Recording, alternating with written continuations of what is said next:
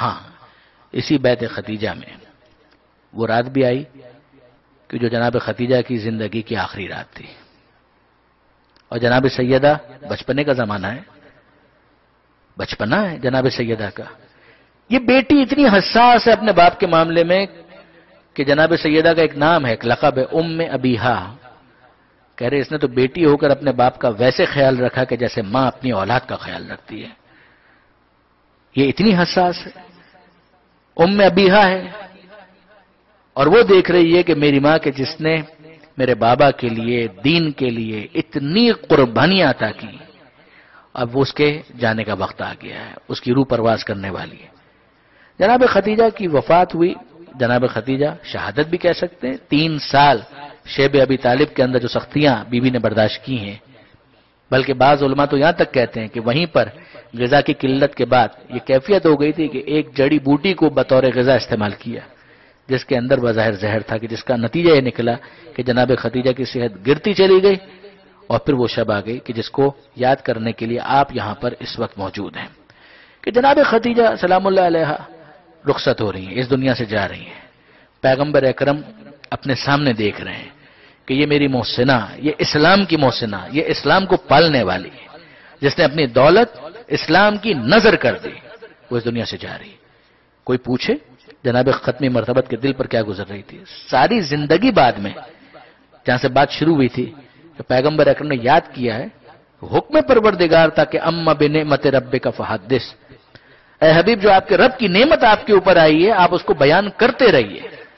لہذا پیغمبر اکرم جناب خدیجہ کو بعد میں ہمیشہ یاد کرتے رہے. یہ جناب خدیجہ کی وفات ہو رہی ہے، جناب سیدہ ساتھ میں بیٹھی ہوئی ہیں، کھڑی ہیں، آنکھوں میں آنسو بھی ہے. جناب خدیجہ کا جنازہ تیار ہوا، جنت المالا تک لے کر جانا ہے. درمیان میں سوق اللیل وہ بازار پڑتا ہے کہ جس کے آثار بھی اب تو ختم ہو گئے. اس بازار سے گزار کر پیغمبر اکرم اس جنازے کو لے کر گئے. جناب امیر بھی ساتھ میں، بعض جو قریبی ساتھی ہیں وہ بھی ساتھ میں ہیں، اور جناب ختمی مرتبت جنت المالا میں اپنی اس محسنہ زوجہ کو دفن کر کے واپس آئے. وہاں گھر میں اسی بیت خدیجہ میں آپ کی اور میری شہزادی جناب سیدہ منتظر ہیں. یاد تو آ رہی ہے ماں کی. پیغمبر اکرم کو دیکھا کہ جنازہ لے کر گئے اور تنہا واپس آئے تو ایک سوال تو پوچھنے کا حق بنتا ہے نا، بابا یہ تو بتائیے میری ماں کہاں ہے، بابا یہ تو بتائیے میری ماں کو کہاں لے گئے. اب آپ دیکھیے کہ واقعاً جناب سیدہ جب یہ جملہ کہہ رہی ہیں تو پیغمبر اکرم کیا کریں گے؟ سینے سے لگائیں گے، سر پر ہاتھ رکھیں گے شفقت بھرا، اور کہیں گے فاطمہ پریشان مت ہو، کیا ہوا؟ اگر ماں نہ رہی تو کیا ہوا، میں تو موجود ہوں. اسی طریقے سے اگر کسی کی ماں اس دنیا سے رخصت ہو جائے، کسی کا باپ اس دنیا سے رخصت ہو جائے، اسی طرح سے اسے دلاسا دیا جاتا ہے نا. مگر اے فاطمہ زہرا آپ پھر بھی خوش نصیب ہیں کہ اگر گھر سے ماں کا جنازہ نکلا ہے تو اتنی محبت کرنے والا رحمت للعالمین باپ سر پر ہاتھ رکھنے کے لیے موجود ہے. مگر بی بی کیا آپ نے کربلا میں سکینہ کا حال نہیں دیکھا؟ کیا اس کی کیفیت سے آپ واقف نہیں ہیں؟ نہیں برادران عزیز، میں کوئی تفصیل بیان نہیں کرنا چاہ رہا جناب سکینہ کی، میں تو فقط آپ کے ذہنوں کو متوجہ کر رہا ہوں کہ واقعاً وہ بھی تو ایک انداز ہے کہ ادھر باپ کا جنازہ سامنے آ رہا ہے اور کوئی دست شفقت پھیرنے والا نہیں ہے بلکہ تماچے لگانے والے ہیں، گوشوارے چھیننے والے ہیں. مگر آئیے، نہیں میں یہاں پر آپ کو مزید نہیں روکوں گا، آگے بڑھیے. یہ جناب خدیجہ جن کے اتنے احسان ہیں، ایک اس بی بی کو فرض کریں اور ایک اس بی بی کو فرض کریں کہ جس کو پیغمبر کہا کرتے تھے یا امی بعد امی، اے میری ماں کے بعد میری دوسری ماں. وہ کون ہے؟ بنت اسد، جناب فاطمہ بنت اسد، جو مولا کی والدہ ہیں، پیغمبر کی چچی ہیں. یہ خدیجہ کے احسانات یہ آپ کے سامنے ہیں. وہ جناب بنت اسد جنہوں نے پیغمبر اکرم کو پالا ہے، کہتے ہیں میری ماں کے بعد میری دوسری ماں. اور ان دونوں کی کیفیت کیا ہے؟ دیکھیے برادران عزیز، 2 روایتیں مجھ سے سنیے اور پھر میں آپ سے اجازت لے لوں. کتاب کا نام ہے بیت الاحزان، لکھنے والے ہیں شیخ عباس کمی. شیخ عباس کمی نے چھٹے امام کی یہ حدیث نقل کی. وہ کہتے ہیں کہ چھٹے امام نے آنسوؤں کے ساتھ ایک جملہ کہا کہ تمہیں معلوم ہے کہ قیامت کے میدان میں پہلا مقدمہ کس کا پیش کیا جائے گا؟ پہلا مقدمہ قیامت کے میدان میں کس کا پیش کیا جائے گا تمہیں معلوم ہے؟ چھٹے امام کہتے ہیں کہ وہ آنکھیں ٹھنڈی نہ ہوں جو اس روایت کو سنے اور ان آنکھوں میں آنسو نہ ہو. آپ جانتے ہیں کہ میں سخت جملے کہنے کا عادی نہیں ہوں، مگر یہ چھٹے امام کے جملے ہیں. بیت الاذان شیخ عباس قمی کہتے ہیں، لوگوں نے کہا نہیں مولا ہمیں نہیں معلوم پہلا مقدمہ کس کا پیش ہوگا. ذہن میں آتا ہے نا کہ شاید علی اکبر کا مقدمہ پہلے پیش ہوگا، عباس کا مقدمہ پہلے پیش ہوگا، خود امام حسین کا مقدمہ پہلے پیش ہوگا، مگر نہیں. چھٹے امام کہتے ہیں پہلا مقدمہ زہرا کے اس لال کا پیش ہوگا جسے اس دنیا میں زندہ آنے کا بھی موقع نہیں ملا. وہ محسن کا مقدمہ ہوگا.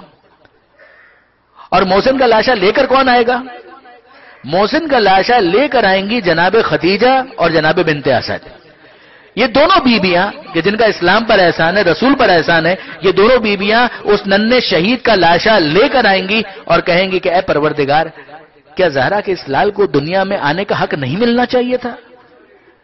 یعنی جناب خدیجہ کو حق ہے یا نہیں کہ وہ کہیں کہ اے پروردگار میں نے اپنا سب کچھ تیرے دین پر نثار کر دیا، کیا امت کو یہی سلوک کرنا چاہیے تھا میری زہرا کے محسن کے ساتھ؟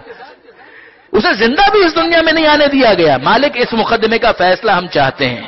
جناب بنت اسد کہیں گی گویا کہ اے پروردگار تیرا حبیب مجھے اپنی ماں کہا کرتا تھا، میرے علی کے لال کے ساتھ یہی ہونا چاہیے تھا. جناب بنت اسد اور جناب خدیجہ یہ مقدمہ پیش کریں گے.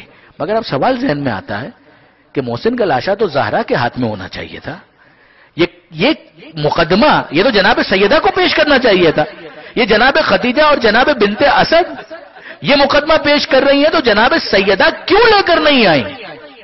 عزیزو یہ معمہ حل نہ ہوتا اگر مال ستین کی یہ دوسری روایت نہ ہوتی جو یہ بتاتی ہے کہ زہرا کے ہاتھ خالی کہاں ہیں. زہرا کے ہاتھ خالی کہاں ہیں؟ زہرا کے ہاتھوں میں پہلے ہی کچھ موجود ہے. اور وہ کیا ہے؟ روایت کا جملہ یہ ہے کہ اذا کان یوم القیامہ، کہ جب قیامت کا دن ہوگا، واشتد الامر علی الناس، اور لوگوں پر معاملہ بہت سخت ہو جائے گا. بعث رسول اللہ امیر المومنین الی فاطمہ، اس وقت اللہ کا رسول کہے گا علی جاؤ فاطمہ زہرا کے پاس تاکہ وہ مسند شفاعت پر آئیں اور لوگوں کی شفاعت کے لیے خدا سے درخواست کریں. اس وقت مولا آئیں گے اور جناب سیدہ سے کہیں گے مد دخرت لاجل هذا المقام، اے زہرا یہ امت کی شفاعت کا موقع ہے، کوئی سامان شفاعت بھی ہے، کچھ سامان شفاعت بھی ہے. اس وقت زہرا اپنے ہاتھوں کو ظاہر کریں گی اور بتائیں گی کہ کیا سامان شفاعت ہے. فاطمہ زہرا کہیں گی کفانا لاجل هذا المقام الیدان المقطوعتان من ابن العباس، اے ابو الحسن اس امت کی شفاعت کے لیے بہت کافی ہے. کیا کافی ہے؟ الیدان، دو ہاتھ بہت کافی ہیں. کون سے ہاتھ؟ المقطوعتان، کٹے ہوئے دو ہاتھ بہت کافی ہے. یہ دو ہاتھ کس کے ہیں؟ زہرا کہیں گی من ابن العباس، ارے یہ میرے بیٹے عباس کے دو کٹے ہوئے بازو امت کی شفاعت کے لیے بہت کافی ہے.